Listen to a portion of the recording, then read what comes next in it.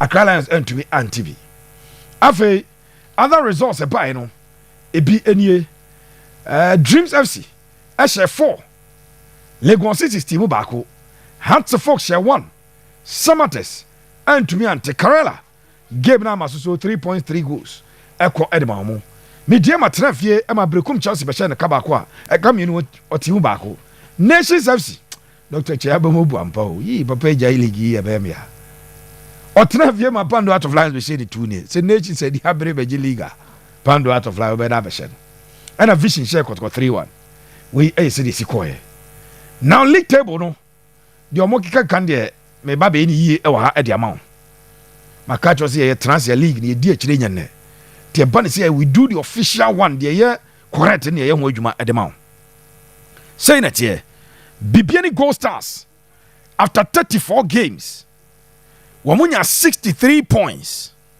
omo champions the otosumienu anya Nations FC Pando out of Lions from the jaws of relegation last season we 3 na we now omo na net wazo omo be this second omo na so much change on position with Accra Lions the second last season wa we no eti Heart of Lions etosumienu omo 60 points Heart of Lions ewo plus 14 nemum Nations were plus 22 yam for 22 to 14 enya dwuma ha mami nchire Nations ekwo share Pando Heart of Lions 2-1 ewo ho Nations okwo share Pando Heart of Lions 2-1 ewo ho anasa 1-0 ewo ho Nations ko share Pando Heart of Lions 1-0 Pando and Pando Heart of Lions abeshe Nations 2-0 ewo abrankese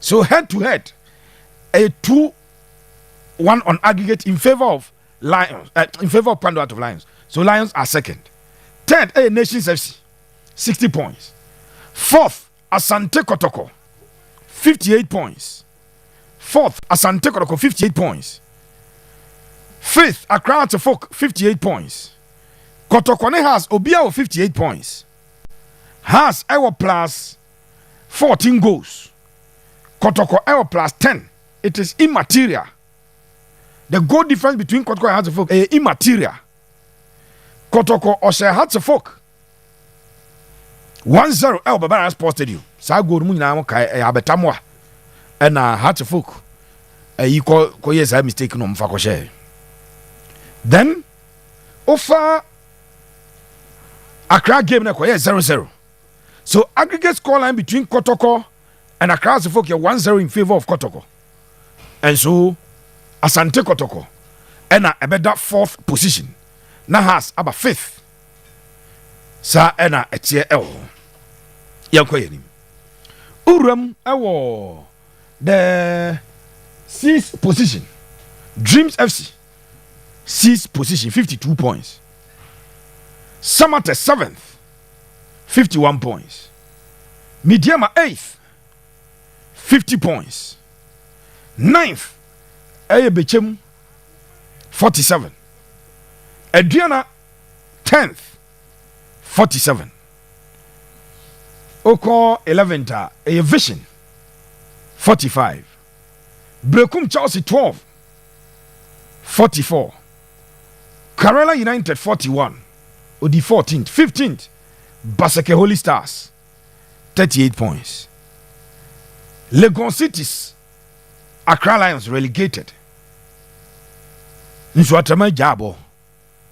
Nswatama mu jabo omukra de omu jabo nti Lagos Cities as a Lagos Cities omu ba zone 1 Accra Lions omu de omabo ewo the zone 3 sa ena tie ewo uko goal king chart ewo Ghana Premier League na so say ena ya finish goal king no eno enso say ena ko ekoyeye enti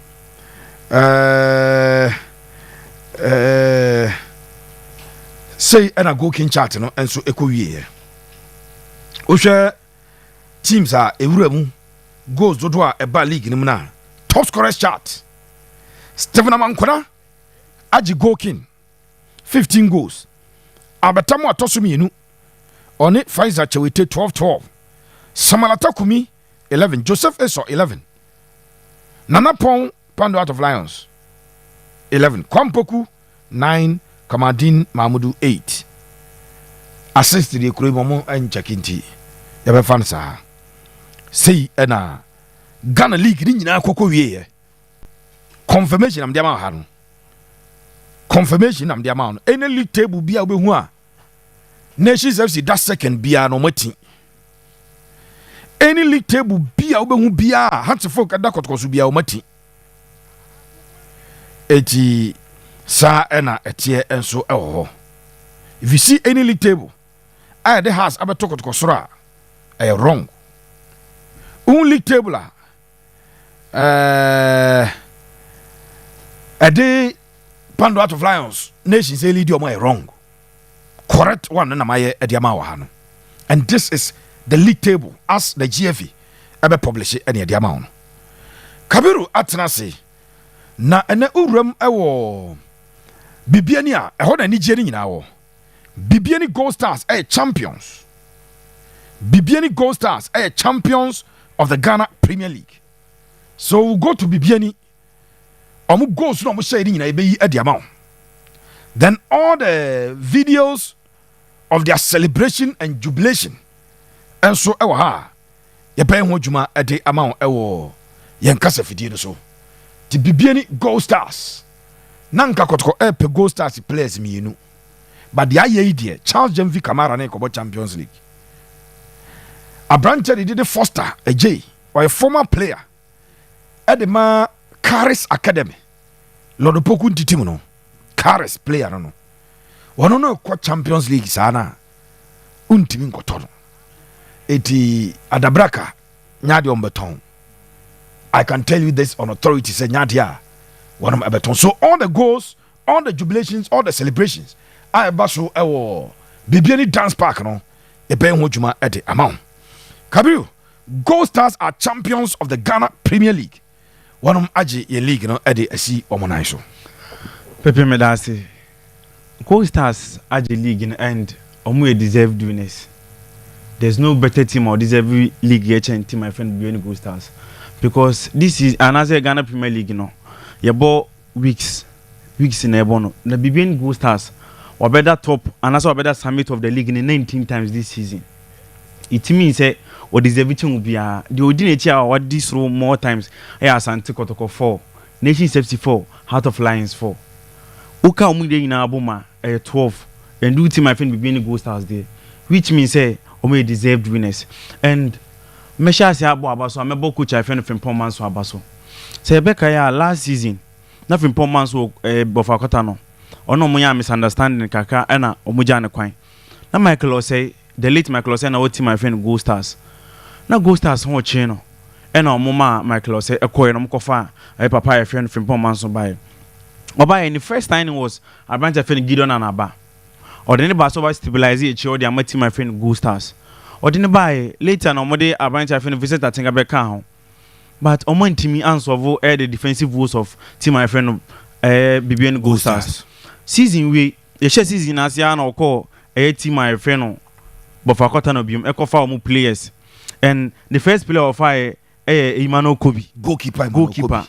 Or no fan by last season team my friend Goldstars conceded 40 goals. Yeah. Omo use 2 goalkeepers. Ya was formerly of RTU. And omo keeper kusi. Omo mienu ne keep 8 clean sheets. This season goalkeeper friend Emmanuel Kobe I keep 18 clean sheets. Which means the signing now no I make a huge impact. The my team my friend Goldstars. Second one was signing center back Kevin Opon no only Gideon Anaba and everybody mabo for Katano or mobile league ni mu.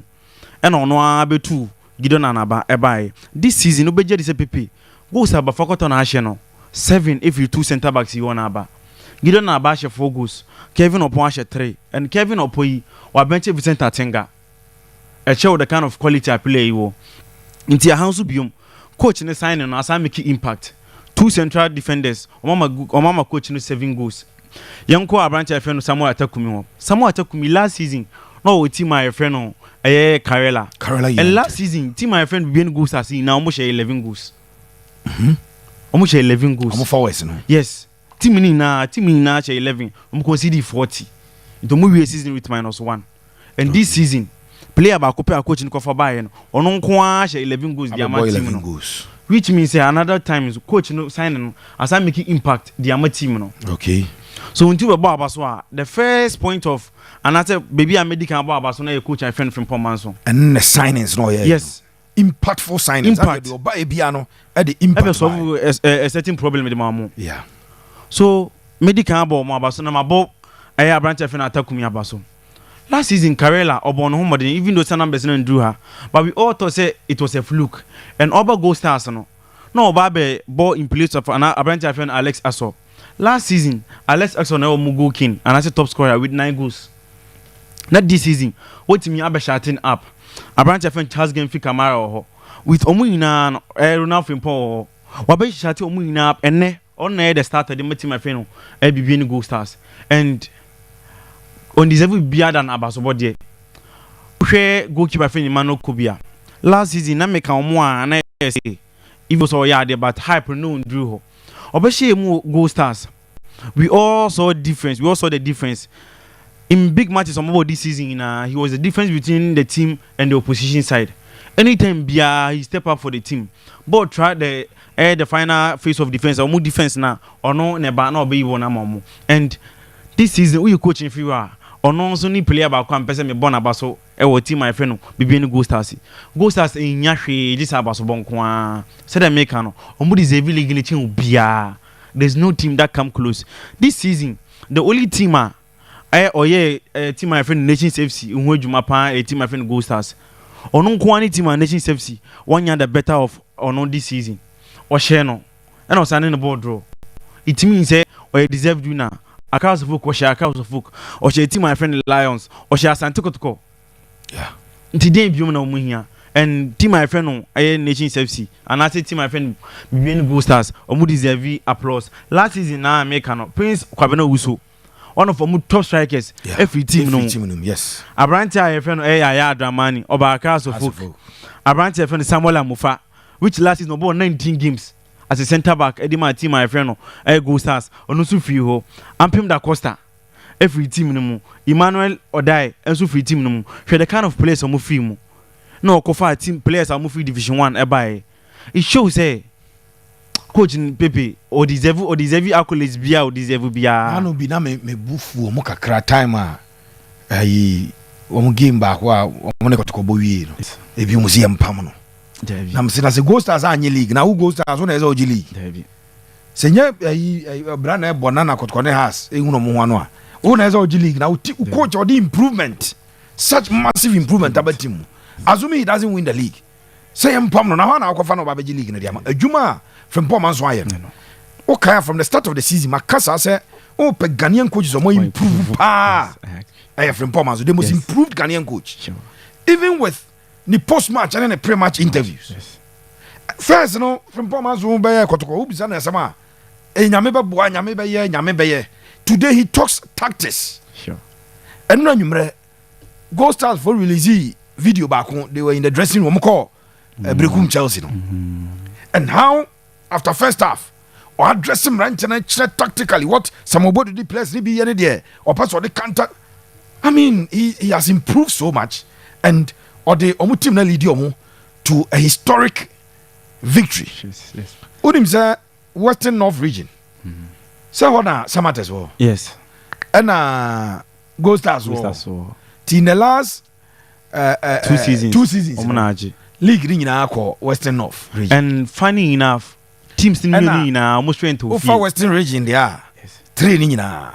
Mediama or Western region. Samatex or Western North. Now we were Western North. So in the last 3 seasons, you say the best comes from the West. And almost let's say I'm passing the best comes from the West. And one enviable record or when I say this season, we're picking 40 points at home. And I watch 23. Now 23, no, the M1 want to say, watch move 15. First half, 75% of those goals are in the first half. Until buy first half now show. And first half this season should be consider only 1 goal will feel first half. Wow. General consider 5. 4 in the second half. we consider only one. And the season was be anywhere washeno e will fee 2 goals at team my friend Bofakoto sorry Goldstars. Goldstars. Untibi je 2. And 2 na share na away and yan share number 2 this season team be anywhere. Obi an fat more than 2 goals. Share 3 goals at team my friend Goldstars this season. Wow. If he has one time from Poman's Bobo no defender. Yes. No defender. Yes. Mayanga no. Yes. At time from Poman's Mayanga. Kosia Pia Maili. Yes. Na nya grow Asante Kotoko. James defense in there. Ehun hia na pa no abon ho ban so pa. Yes, because from 40 conceding 40 last season. 40. No what so. What is so cry even goal scores were better no. Wa better. Last almost only 11 goals. Omu also 11th on the league log. Omu also 11th this season. Wa rise average league you know. And over kaya ode be forgotten no buy. About 3 matches. No only asro for na pray until say that unfortunate incident between Omoni and Swatraman eba ya. And no can draw. Yes. Almost Someone tiasi. Say about draw. Mo shema so kuno du sha hwe ne hwe. And ofiri wa mo bane omo. See bane omo. Sa de no mo yedi nti. Ofiri wa mo for relegation. Now o hwe ne kra mo game na motivation no mo dey body nipa dodo e ba stadium no bi bia chese na onom aplane. And ne ball hit obi nyan kra wo say a result in goal. And Pepe with this goal. Once they be I kase suffer for second goal no bra. They be I kase experience. Yeah. Hwe apia makati original ball ni chi. Any player be boy obe two say obi head and shit. Yeah. But hwe be obo ball no. Say utum say training grounds practice o. Ina obi an hu say amafo gina ho. Ono nko an hu say ogina ho. Na Ghana players nso bo bia yenye offside mo. Who gina player na chi. Ball no so ya boda da na player na rane. Abefa ball na be bo ahye. Who peja on sa he. Who gina ho na bright yi bana. Na o de ball na to atrem. Obi an hu no. Obi an hu say experience obo ball no kra. And Nancy of injury by the bia mo say coach no de kan team no. They be ordinary team no and ordinary kan ho a o man dey ope. Experience na bi no and who good coach a. Omu Africa on. Obe very integral to their team so omu kwa Africa Pia Makati. Sure. Nancy panyi bi from the baby.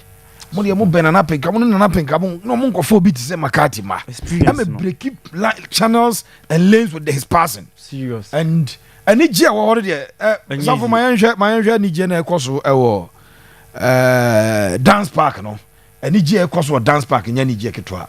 Oh. We playing body no. Coach na o maye no. Come sorry. Musi you no. Yes, Akosiedu no. Akosiedu. We Akosiedu. And Makasa Akosiedu a worker for Asante Gold Mines no. Ono a mining worker. Or a chartered accountant. Wow. Na mines no madwuma ba kono no.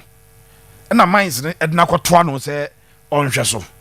Nti or a mining worker Akosiedu no ye na dwuma any nakotoa say so far he has been excellent team no so and he's been excellent as well you say fit team no buy kakaka me kai the second season na all convince him ran say munya abotre yam free penye gidi say munya abotre and kakra na womo ade abedu ba bi omodu ya womo agi league na I know say ene be pay tribute to the late Michael say sure it's say shaize and so ekoso mu a oye adwuma de ma wo mu a until say na results enye a omuja Michael say kwan e ma na ekoye no. So that is the story of Bibiani Goldstars, one age the Ghana Premier League, and that decision was the best decision they've ever taken. Yeah, the best. Yeah, because omu say you fair na ono Michael na drew time no ne Kosiedu I agree say baby adrin there when results is not improving it is better say ombe na sa eno muja no kwan a wono ekoye. So eno the story of Bibiani Goldstars, womo abeka the maiden winners of the Ghana Premier, womo maji omo first league title, wono ababeka ho eti bino ka say Goldstars ekura 1 league title in Ghana. The good thing is say our nations born no kra no mfa so bia nkoba argument no bia because nations elusu ne enti say there Goldstars are the undisputed champions of the Premier League. Now we abroche ba bi ni a komukwa ko twitwa net ni ade na ade ko na how nim na ko bia de ze wutwa asem be si no wa he kura team yetimi pam for indiscipline. But now no say Champions League if oji a mo twitwa no da ko gu fie o ze net we na ya je Champions League but ha na ya nyane santi na wate asesa yamna Asante Kotoko defeat final game and a defeat and Kotoko ball an important game next week or ball the FA Cup final. What happened? What a game no ebetuma effect our team no so going into the FA Cup ana. Pepe me that's the only effect ebeba our team no so injuries na abesi team ni mo with Asante no ablo ene team menu no and obi a hwe game ni bia hu say ablo free mo no e no defensive goals na sha say ba omo second goal no the first goal no omo complete 7 passes omo do Asante Kotoko half and that player na o share goal no now he was unmarked onu nko na gina ho and o tap ball no etu mu so which say a defensive woes say last ubusa me say Asante ansu obetima bench abolo ana and me catch you say there be form na wanya say na abolo prefer mu ana sa was na buy their second goal so came that's the same pattern omo lose ball from the midfield and the moment omo lose ball from the midfield no those players kept the ball omo complete 5 passes till say Asante ansu intercepted ball no never told that player and also convert here and those goals ni na won't even believe goalkeeper friend Mohamed Kamara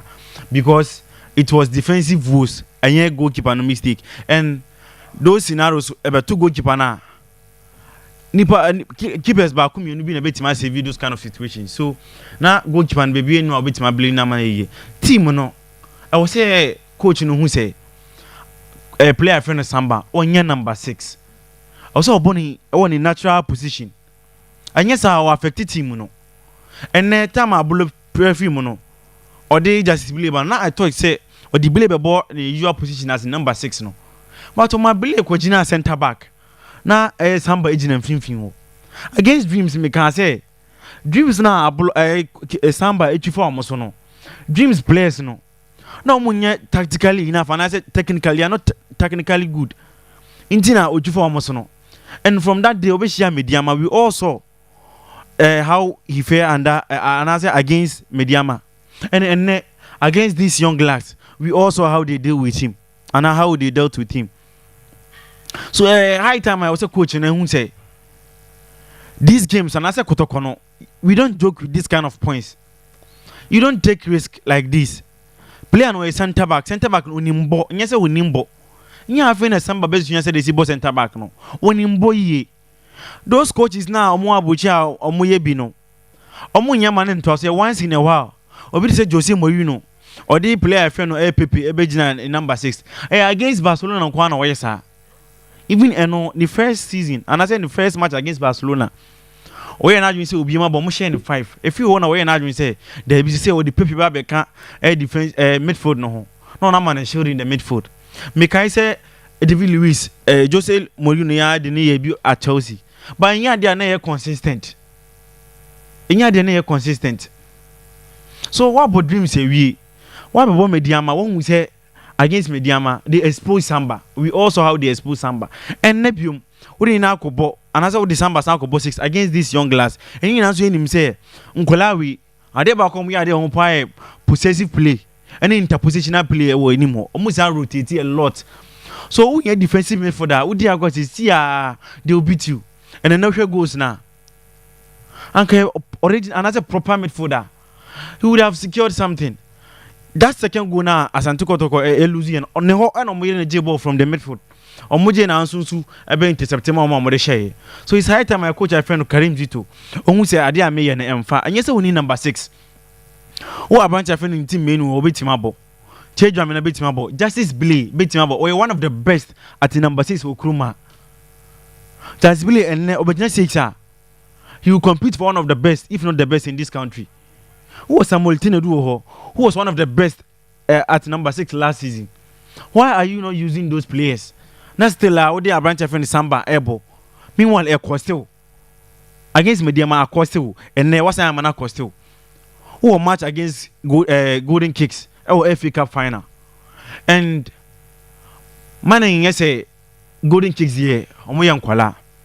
Golden Kicks, Omoyankwala, but the last time Asante Kotoko FAC Division 1 team finals, it was against Nani FC. Omushi Asante Kotoko FI. This is a course no ebe complacent. No about Samba the midfielder. Ebe Costino. Asante Kotoko last season. Na Asante Kotoko the best away side league with last season with 19 points. Away even you say enye because we share points now out of 52 now only 19. It means it's very bad. but they were the best in this country when it comes to away. My problem last season it was home. Asante Kotoko for 30 points. I drop 21. I was home. And no, and I'm Asante Kotoko and watching last season.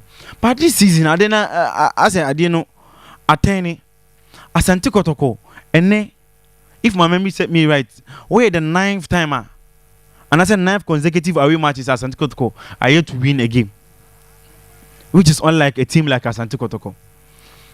Asante Kotoko, Yanka say winning away matches na. But team go for 9 consecutive away games without a win. It's not normal for a big club. Where Yanka dreams more, visions more because my idea. But Asante Kotoko go 9 away games without a winner. No victory. No. Mentia say last time I Kotoko winning away no. Na dreams. Yes, dreams.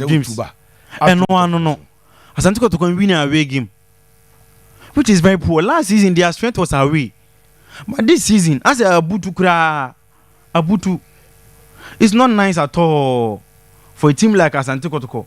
And Pepe Adeba can say this season Kotoko shot 12 goals. We are considered 17, -5 away. Yes, -5 away. Unlike Asante Kotoko, last season it was away. This season home na almost strength. Team like Asante Kotoko, who say it should be at par. I would say man in your home number away no ska krebi. My mind mun twisa. Say Kotoko there against Vision na Kotoko lose away. Against Accra Lions no lose away. Against these small clubs na Asante Kotoko lose away. Which is unlike Asante Kotoko. Asante Kotoko team I him say, "Otimi to wo fi na akoshew." Yeah. Asante Kotoko ba wo fi a season over teams ni na omo fa against Asante Kotoko no. So or points tally now against Asante Kotoko or the stage na to. It's either omo be draw na some be lose. This is a big clubs no kwana. I have more confidence on Besha Asante Kotoko at omo backyards. But this season I say teams in Ketu no hope say against Asante Kotoko ni mem no year mehye and am pa Prosper Ogum e buy e bito no. Karim Tito so buy e no say bito no.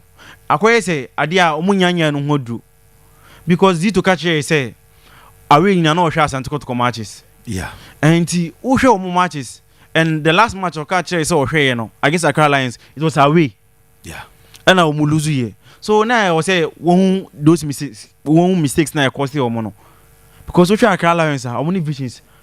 Our style of playing are very similar. Very similar. Into that match, I think they considered 3. If my memory serves me right, 3 and 4.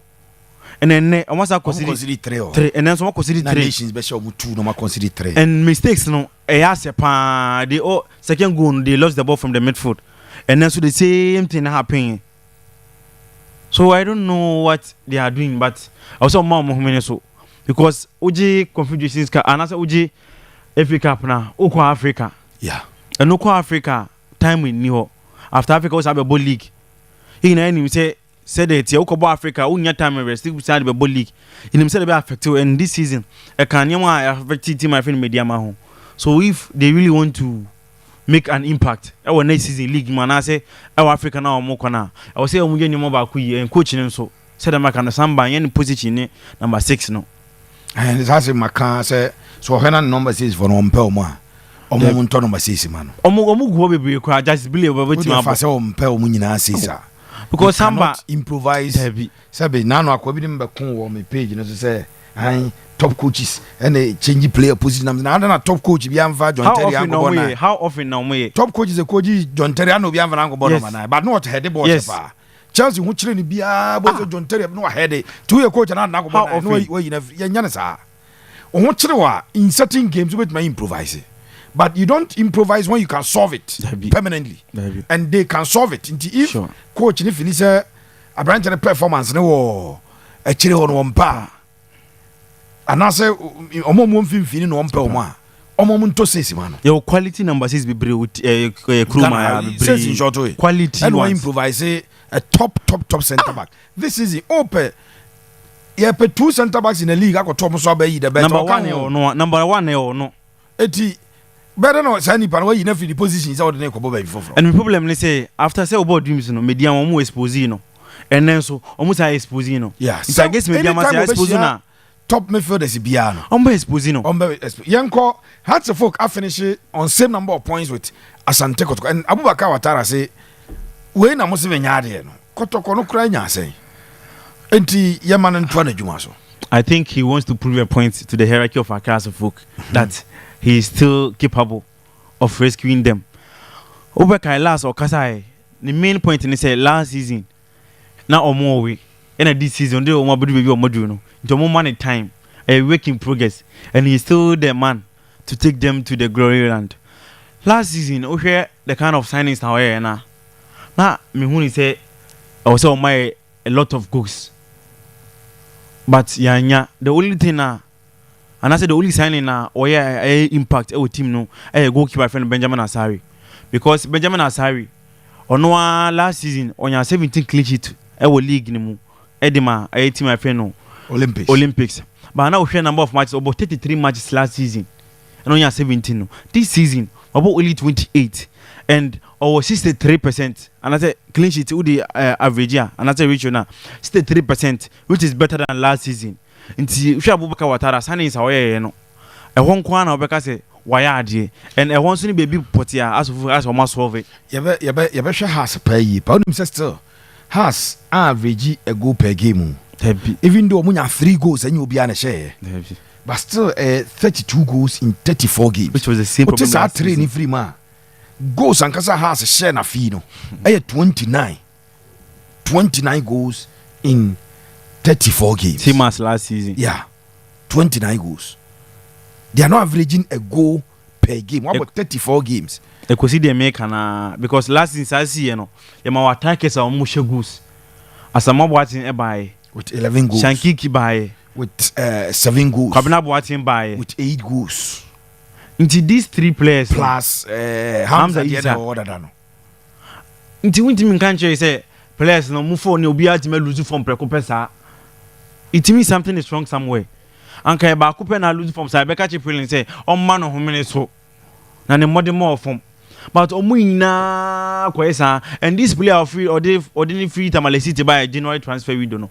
O she 9 goals in 30 matches and sana oba. Ono so buy is yet to hit the crossbar or yet to use a crossbar, which means a coaching problem. A coaching problem at Across the Folk. And coach, you know, it seems lost when it comes to those kind of problems, you know. Or we're lost. And I don't know why. Because we are coach, who are Mauli Wayo, who are Kabinabu watching, Asamoah watching, Stephen Appiah, even though say season we were on and off because of injuries. Hamza Isa. These players are goal scoring players. We all saw Hamza Isa last season. Then you know, said this player, people can say player with £1 million player. I didn't player and the team call off, sir. The coach needs to answer some questions. Defensively, Hazavok is very solid this season. Hazavok very solid defensively. But defense in Kwano, ye. Who keep it clean, he's no one shagua. Your pump one own winning match. And when team for draws and so in winning league. And as a folk na Bekaya, there was at a point in time as a folk, echo unbeaten. I will crew my about Mountain League, no, because a goal scoring never form. So yeah, was a class of folk, and as a coach, a friend Watara, or Mumman whom so. As a folk, very fortunate. Who bit said don't boot makes any move. Or a very quality goal scorer, or a very top player. I don't know make good use of that player. As a folk should be doing these things because Mikai. Eric Ten Hag bar Manchester United. Or realize this or more attackers no or more problem with goal scoring. I don't know Benny McCarthy, formerly of South Africa. Or before Benny McCarthy, and never PM my friend Manchester United. And that season, we all saw how Marcus Rashford FA in that Manchester United team. Even Marshall, he was that bad the season after, another season before. Ben McCarthy and the likes of Marshall, Marcus Rashford, numbers on my team, my friend Manchester United. Until a bit said don't boot team, and I say in the midst of a class of Vuka, they are willing to help. All you do is say, Obe Freno, no Nenakasa, all the boys na mano. He will just Obetron say the teacher go no, because go here art, go shene art. Unimia by Sunya. No, be our winimye. Had a moon tapping from the knowledge and man colano because it can't be happening at a house of folk 2 seasons ni Accra can average a goal per game. And that's very bad. Very bad. Continental Club Masters as very bad. Accra will league the top scorer and do 7 goals a league. How? Mauli are you? How? And a top scorer 6. Well, dropped from 14 last season. And about 6. That's bad. You should answer some questions. I would say or improve players, no. Because me so patches why I did the man and Travel. The PPBA knew I ever taught this kind of attackers somehow. Now I be catcher say why are they with Oma output. Won't me catcher say why are they? Because I don't think say but on Kotoko nyina the same points. Hono on free ball say the namoje Kotoko so say so mo ko G League. As Kotoko bet ma G League. Ye wie no me na finish pe. Why are they? Why honom no? Why no ma finish pe? But people na him say yemfa foreign clubs in your example. Yeah. Yemfa team my friend Real Madrid. A branch I friend Jude. Now this season, your performance out the my. Then next season, performance not to cry. Na coach na be catch Florentino Perez mo say why are they? I then catch up with Barcelona, but those big boys and as attackers of Madrid, no, omo numbers drop drastically. There's no way you can convince them. Maresca, for example, now be catch Eric of Chelsea say. Yeah, the other yeah. Say the Kupama numbers and drop Puka. Come back into Pama to me. She go. On to me. Yes, you be catch. Say. Also find a system. I be bringing the best out of that player. Okay. One year you be you ready. Me know ya agree. Matuase. Me humbe bi. Until was say coach no. Ja excuses no. No improvement. Bring improve because as of can keep spending. What the NHL say next season is a top quality players now. But I bring the best out of them. Also, go Division 2 game be to anya strikers be no from second division for. Last season we Premier League na there. Now more experience. Omunimbo. Only one for man yahwe. Also anya division. Then I say omo mo bono betima IBP. Anya division 1 po division 2. Ba ko share 26. Kabiru me da say my emfa course ne kakra. Na afi yemfa dwumadi no.